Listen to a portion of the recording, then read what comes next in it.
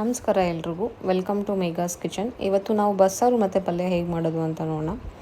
ಅದಕ್ಕೆ ತೊಗರಿಬೇಳೆ ಮತ್ತು ಹೀರೆಕಾಯಿನ ಕ್ಲೀನಾಗಿ ವಾಶ್ ಮಾಡಿಕೊಂಡು, ಹೀರೆಕಾಯಿನ ಕ್ಲೀನಾಗಿ ಕಟ್ ಮಾಡ್ಕೊಂಡು ಇಟ್ಕೋಬೇಕು. ಚಿಕ್ಕ ಚಿಕ್ಕದಾಗಿ ಕಟ್ ಮಾಡಿ ಬೇಯೋದಕ್ಕೆ ಈಸಿ ಆಗುತ್ತೆ. ಇವಾಗ ಒಂದು ಪಾತ್ರೆಗೆ ನೀರು ಇಟ್ಕೊಂಡಿದ್ದೀನಿ. ಅದ್ರ ಜೊತೆಗೆ ನಾವು ತೊಗರಿಬೇಳೆ ಆ್ಯಡ್ ಮಾಡಬೇಕು. ತೊಗರಿಬೇಳೆ ಆ್ಯಡ್ ಮಾಡಿಕೊಂಡು ಸ್ವಲ್ಪ ಆಯಿಲ್ ಮತ್ತು ಅರಿಶಿನ, ಅದ್ರ ಜೊತೆಗೆ ಉಪ್ಪು ನಾವು ಆಮೇಲೆ ಆ್ಯಡ್ ಮಾಡ್ಕೋಬೋದು. ಇದು ಚೆನ್ನಾಗಿ ಬೇಯಬೇಕು. ಬೇಳೆ ಒಂದು ಅರ್ಧ ಬೆಂದಿದೆ ಅನ್ಬೇಕಾದ್ರೆ ನಾವೇನು ಕಟ್ ಮಾಡಿ ಇಟ್ಕೊಂಡಿರ್ತೀವಿ ಹೀರೆಕಾಯಿ, ಅದನ್ನು ಆ್ಯಡ್ ಮಾಡ್ಕೋಬೇಕು. ಏನಿದೆ ಎಲ್ಲ ಆ್ಯಡ್ ಮಾಡಿಕೊಂಡು ಇದು ಬೇಯಕ್ಕೆ ಬಿಡಬೇಕು. ಸೊ ಇವಾಗ ಸ್ವಲ್ಪ ಸಾಲ್ಟ್ ಆ್ಯಡ್ ಮಾಡ್ಕೊತಾ ಇದ್ದೀವಿ ಇದಕ್ಕೆ. ಆಮೇಲೆ ಕೂಡ ನಾವು ಆ್ಯಡ್ ಮಾಡ್ಕೋಬೋದು ರುಚಿ ನೋಡಿಕೊಂಡು. ಇವಾಗ ಎಷ್ಟು ಬೇಕು ಅಷ್ಟು ಆ್ಯಡ್ ಮಾಡಿಬಿಟ್ಟು ಇದನ್ನು ಬೇಯಕ್ಕೆ ಬಿಡ್ತಾಯಿದ್ದೀವಿ. ಸೊ ಇಲ್ಲಿ ಸ್ವಲ್ಪ ಹುಣಸೆಹಣ್ಣು ನಾನು ವಾಶ್ ಮಾಡಿ ಇಟ್ಕೊತಿದ್ದೀನಿ. ಸೊ ಇವಾಗ ನೋಡ್ಬೋದು ನೀವು ಬೇಳೆ ಮತ್ತು ಹೀರೆಕಾಯಿ ಚೆನ್ನಾಗಿ ಬೆಂದಿದೆ. ಸೊ ಇವಾಗ ಸ್ಟವ್ ಆಫ್ ಮಾಡಿಬಿಟ್ಟು ಅದನ್ನು ಒಂದು ಕಡೆ ಇಟ್ಕೊಳ್ಳೋಣ. ನೀರು ಮತ್ತು ಕಾಳನ್ನ ಸಪ್ರೇಟ್ ಮಾಡ್ಕೋಬೇಕು. ನೋಡ್ಬೋದು ನೀವು ಕೆಳಗಡೆ ನೀರು ಸೋಸ್ಕೊಂಡಿದ್ದೀವಿ. ಅದಾದಮೇಲೆ ಕಾಳು ಹಂಗೆ ಇಟ್ಕೊಂಡು, ಸೊ ಇವಾಗ ನಾವು ಈರುಳ್ಳಿ ಮತ್ತು ಬೆಳ್ಳುಳ್ಳಿನ ಸುಟ್ಕೊಂಡಿರೋದನ್ನ ಬಿಡಿಸ್ಕೊಂಡು ಒಂದು ಜಾರ್ಗೆ ಬೆಳ್ಳುಳ್ಳಿನ ಆ್ಯಡ್ ಮಾಡ್ತಾಯಿದ್ದೀನಿ. ಅದಾದಮೇಲೆ ಈರುಳ್ಳಿ ಜೊತೆಗೆ ಒಂದು ಅರ್ಧ ಸ್ಪೂನು ಜೀರಿಗೆ, ಒಂದು 5-6 ಕುಟ್ಟಿ ಇಟ್ಕೊಂಡಿರೋ ಮೆಣಸು, ಅದಾದಮೇಲೆ ನಾವು ವಾಶ್ ಮಾಡಿ ಇಟ್ಕೊಂಡಿರೋ ಹುಣಸೆ ಹಣ್ಣು, ಇದಿಷ್ಟು ಹಾಕ್ಕೊಂಡು 1.5 ಸ್ಪೂನಷ್ಟು ಖಾರದ ಪುಡಿ ಆ್ಯಡ್ ಮಾಡ್ಕೋಬೇಕು. ಸೊ ಇದು ಮನೇಲೇ ಮಾಡಿರೋ ಖಾರದ ಪುಡಿ. ಇದ್ರ ಜೊತೆಗೆ 1-2 ಸ್ಪೂನ್ ಆಗುವಷ್ಟು ಕಾಯಿ ತುರಿ, ಇದನ್ನು ಆ್ಯಡ್ ಮಾಡಿಕೊಂಡು ನಾವು ಗ್ರೈಂಡ್ ಮಾಡ್ಕೊಳ್ಳೋಣ. ಹಾಗೆ ಗ್ರೈಂಡ್ ಮಾಡ್ಕೋಬೇಕು.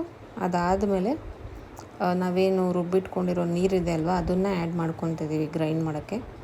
ಸೊ ಇದ್ರ ಜೊತೆಗೆ ಸ್ವಲ್ಪ ಕಾಳು ಮತ್ತು ಕಾಯಿ ಬೇಯಿಸಿಟ್ಕೊಂಡಿರೋದು 1 ಬೌಲ್ ಆಗುವಷ್ಟು, ಅದನ್ನು ಕೂಡ ಆ್ಯಡ್ ಮಾಡಿಕೊಂಡು ಸ್ವಲ್ಪ ಅದೇ ನೀರು ಬೇಯಿಸಿಟ್ಕೊಂಡಿರೋ ನೀರನ್ನೇ ಆ್ಯಡ್ ಮಾಡಿಕೊಂಡು ಪೇಸ್ಟ್ ಮಾಡ್ಕೋಬೇಕು. ಈ ಕನ್ಸಿಸ್ಟೆನ್ಸಿಯಲ್ಲಿ ಪೇಸ್ಟ್ ಮಾಡ್ಕೊಂಡು ರೆಡಿ ಮಾಡ್ಕೋಬೇಕು. ಇವಾಗ ಒಂದು ಪಾತ್ರೆಗೆ ಆಯಿಲ್ ಆ್ಯಡ್ ಮಾಡ್ತಾಯಿದ್ದೀವಿ. ಅದ್ರ ಜೊತೆಗೆ ಸೀಸನಿಂಗ್ ಮಾಡೋಣ. ಒಗ್ಗರಣೆಗೆ ಹಾಕ್ಕೊಳ್ಳೋಣ.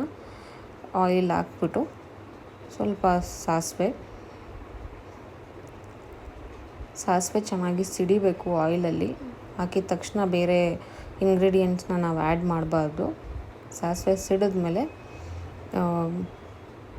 ಬೆಳ್ಳುಳ್ಳಿ ಆ್ಯಡ್ ಮಾಡಿಕೊಂಡು, ಬೆಳ್ಳುಳ್ಳಿ ಮತ್ತು 2-3 ಬ್ಯಾಡಗೆ ಮೆಣಸಿನ್ಕಾಯಿ, ಅದಾದಮೇಲೆ ಒಂದೆಸ್ಲು ಕರಿಬೇವು, ಇದಷ್ಟು ಆ್ಯಡ್ ಮಾಡಿಕೊಂಡು ನಾವೇನು ಬೇಯಿಸಿಟ್ಕೊಂಡಿದ್ವಿ ಅಲ್ಲ ನೀರು, ಅದನ್ನು ಒಂದು ಅರ್ಧದಷ್ಟು ಆ್ಯಡ್ ಮಾಡಬೇಕು. ಇದ್ರ ಜೊತೆಗೆ ರುಬ್ಬಿಟ್ಕೊಂಡಿರೋ ಅಂಥದ್ದು ಪೇಸ್ಟ್ ಏನಿದೆ ಅದನ್ನು ಆ್ಯಡ್ ಮಾಡ್ಕೊತಾ ಹೋಗಬೇಕು. ಸಾಂಬಾರು ಯಾವ ಕನ್ಸಿಸ್ಟೆನ್ಸಿಗೆ ಬೇಕೋ ಅಷ್ಟು ನೀವು ವಾಟರ್ ಆ್ಯಡ್ ಮಾಡ್ಕೋಬೋದು. ಬಟ್ ನಾವು ಆಲ್ರೆಡಿ ಬೇಯಿಸ್ಕೋಬೇಕಾದ್ರೆ ಎಷ್ಟು ಬೇಕೋ ಅಷ್ಟು ಇಟ್ಕೊಂಡಿರೋದ್ರಿಂದ ಅಷ್ಟಕ್ಕೆ ಮಾತ್ರ ಅದನ್ನೇ ಆ್ಯಡ್ ಮಾಡ್ಕೊತಾ ಇದ್ದೀವಿ. ಅಷ್ಟಕ್ಕೆ ಸಾಕಾಗ್ತಾಯಿದೆ ವಾಟರು, ಎಕ್ಸ್ಟ್ರಾ ಬೇಕಾಗ್ತಾಯಿಲ್ಲ. ಈ ಟೈಮಲ್ಲಿ ಸಾಲ್ಟ್, ಉಪ್ಪು ಕರೆಕ್ಟಾಗಿದೆಯಾ ಇಲ್ವಾ ಅಂತ ನೋಡಿಕೊಂಡು ಬೇಕು ಅಂದರೆ ನೀವು ಸಾಲ್ಟನ್ನ ಆ್ಯಡ್ ಮಾಡ್ಕೋಬೋದು. ನಾವಿಲ್ಲಿ ಸ್ವಲ್ಪ ಸಾಲ್ಟ್ ಆ್ಯಡ್ ಮಾಡ್ತಾಯಿದ್ದೀವಿ. ನೋಡ್ಬೋದು ಇವಾಗ ಸಾಂಬಾರು ಕನ್ಸಿಸ್ಟೆನ್ಸಿ ಕರೆಕ್ಟಾಗಿದೆ. ಇದನ್ನು ಸ್ವಲ್ಪ ಕುದಿಯೋಕ್ಕೆ ಬಿಡೋಣ. ನಾವು ಚೆನ್ನಾಗಿ ಕುದಿಬೇಕು ಸಾಂಬಾರು.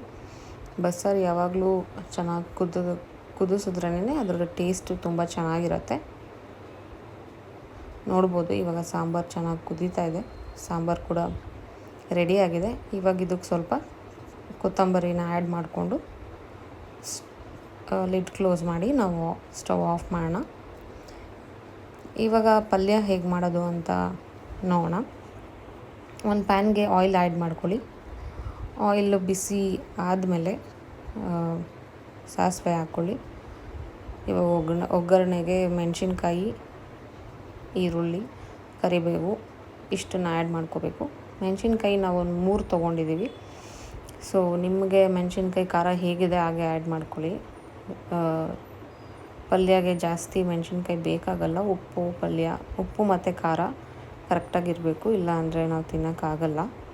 ಸೊ ಇವಾಗ ಅದು ಈರುಳ್ಳಿ ಎಲ್ಲ ಚೆನ್ನಾಗಿ ಫ್ರೈ ಆದಮೇಲೆ ನಾವು ಬೇಯಿಸಿಟ್ಕೊಂಡಿರೋ ಕಾಳನ್ನ ಆ್ಯಡ್ ಮಾಡಿಬಿಟ್ಟು ಒಂದೊಳ್ಳೆ ಮಿಕ್ಸ್ ಕೊಡಬೇಕು. ಚೆನ್ನಾಗಿ ಮಿಕ್ಸ್ ಮಾಡಬೇಕು.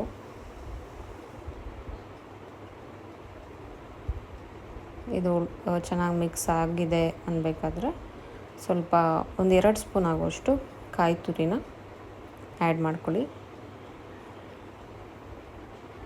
ಆ್ಯಡ್ ಮಾಡಿ ಆದಮೇಲೆ ಇದನ್ನು ಚೆನ್ನಾಗಿ ಮಿಕ್ಸ್ ಮಾಡಿ.